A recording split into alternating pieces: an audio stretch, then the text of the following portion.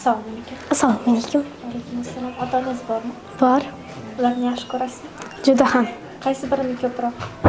Ikkovsini bir xilda. Ajratmaysiz-a? Yo'q. Ular taomlardan nimalarni ko'proq yaxshi ko'radi? Dadam lag'mon yaxshi ko'rsa, onam monta yaxshi ko'radi.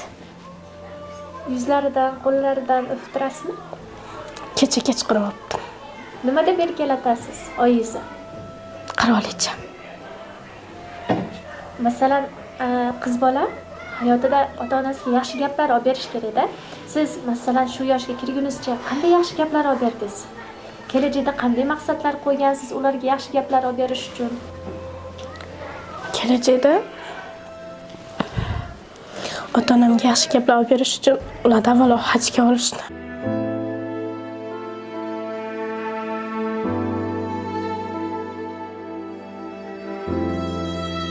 Ota-onangizga qachon hokimiyatda yaxshi ko'rishingizni aytdingiz?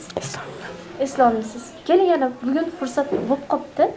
Shu fursatdan foydalanib ota-onangizga yaxshi gaplarni, sizni shunaqa qilib tarbiya qilganiga, chiroyli qilib kiyintirib, shunaqa chiroyli tarbiya berganiga o'zingizga tashakkurlaringizni bildirib qolasiz. Hop. Alo. Assalomu alaykum dadajon. Alaykum assalom. Men Fatimezman. Dadajon. Ha? Men sizni yaxshi ko'raman.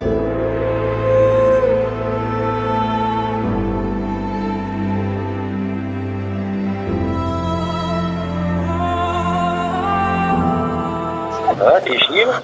Tinchlik boringizga shukr. Ha, tinchlikmi? Tinchlik dada. Ha?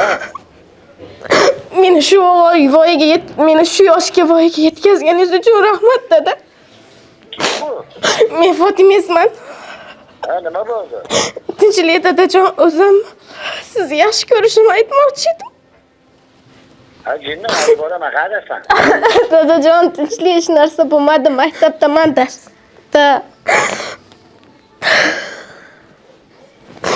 Keyin xori men sizni yaxshi ko'rishimni aytmoqchi edim. Ha, jinnimi, sen ket o'tkazibga. Xo'p.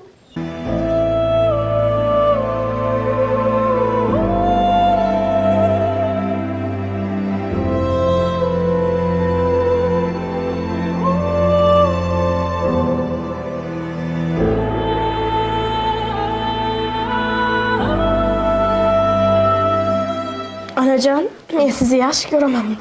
Boringizga shukr qirolicham. Meni shu voyaga yetkazganingiz uchun rahmat. Shunday qilib tarbiya berib, chiroyli kiyintirib qo'yganingiz uchun rahmat. Men sizni yoqtiraman.